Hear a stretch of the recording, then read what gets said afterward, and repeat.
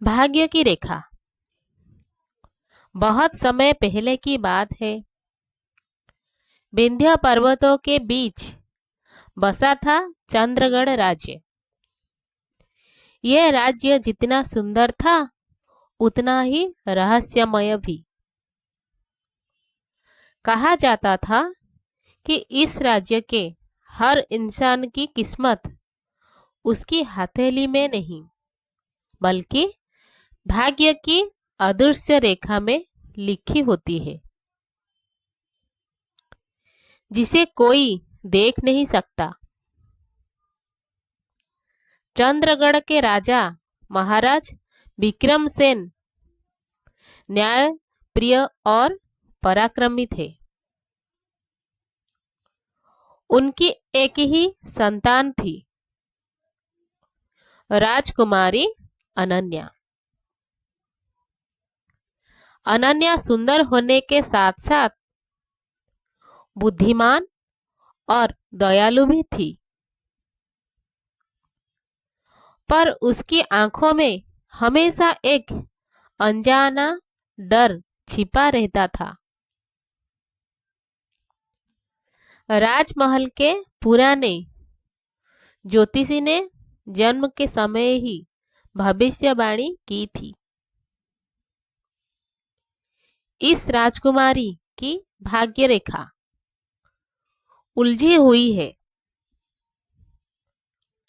इसका जीवन एक ऐसे रहस्य से जुड़ा है जो एक दिन पूरे राज्य की दिशा बदल देगा। रहस्यमयी जंगल और काला तालाब राजमहल के पीछे फैला था। निशा छाया वन एक ऐसा जंगल जहां कोई सूरज ढलने के बाद जाने की हिम्मत नहीं करता था। उसी जंगल के बीचों बीच था काला तालाब। कहा जाता था कि उस तालाब में रहने वाला एक बोलने वाला मेंढक सदियों से किसी श्राप में बंधा है। राजकुमारी अनन्या बचपन से ही उस तालाब की ओर खींची चली जाती थी, जैसे कोई अदृश्य शक्ति उसे बुला रही हो। एक दिन राजमहल की सख्त निगरानी से बचकर अनन्या अकेली उस जंगल में पहुंच गई। हवा अजीब तरह से सिसक रही थी और पेड़ मानो फुसफुसा रहे थे। जब वो काले तालाब के पास पहुंची तो अचानक पानी में हलचल हुई। डरो मत राजकुमारी, एक भारी और उदास आवाज गूंजी। अनन्या चौंक गई। पानी से एक हरा सुनहरा मेंढक बाहर आया, जिसकी आंखों में इंसानी दर्द झलक रहा था।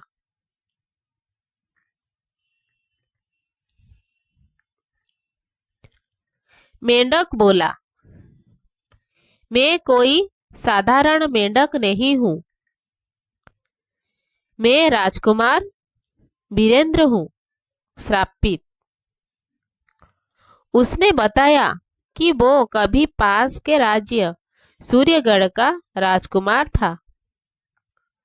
सत्ता के लालच में उसके ही मामा ने काले जादू से उसे मेंढक बना दिया। सांप की शर्त थी, जब तक कोई राजकुमारी अपनी भाग्य रेखा के विरुद्ध जाकर सच्चे दिल से मेरा साथ नहीं देगी, मैं मुक्त नहीं हो सकता। अनन्या को एहसास हुआ कि ये सब उसकी किस्मत से जुड़ा है।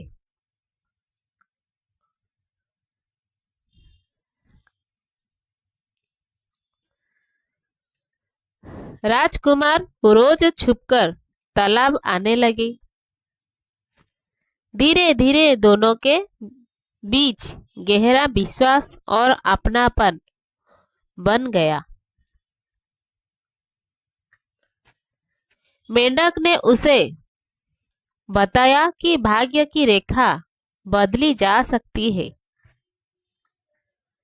अगर इंसान डर से नहीं साहस से फैसले ले।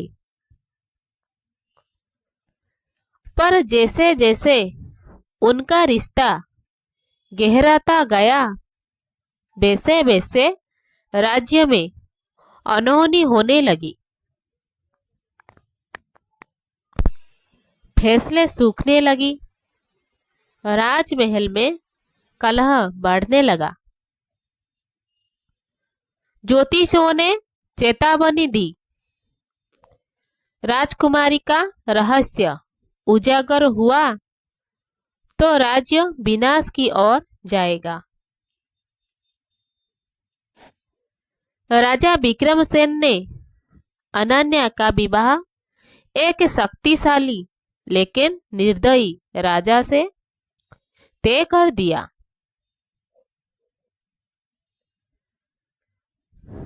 अंतिम रात और श्राप का टूटना। विवाह की रात अनन्या अपने गहनों और राजसी सुखों को छोड़कर काले तालाब पहुंची। उसने मेंढक को सीने से लगाकर कहा, मैं अपनी किस्मत खुद चुनूंगी। तभी आकाश गरजा, तालाब का पानी चमक उठा और एक तेज प्रकाश फैल गया। मेंढक रूप बदलकर एक तेजस्वी राजकुमार वीरेंद्र बन गया। लेकिन कीमत भारी थी। अनन्या की चेतना क्षीण होने लगी। वीरेंद्र ने रोते हुए कहा, भाग्य की रेखा बदली जा सकती है पर बलिदान के बिना नहीं। नया सवेरा सुबह होने पर लोगों ने देखा काला तालाब साफ जल से भर गया था। जंगल हरा भरा हो गया। राजमहल में अनन्या जीवित थी लेकिन उसकी हथेली की भाग्य रेखा गायब थी। अब वो भाग्य से मुक्त थी। राजा विक्रमसेन ने वीरेंद्र को स्वीकार किया। दोनों का विवाह हुआ और दो राज्य का मिलन हुआ।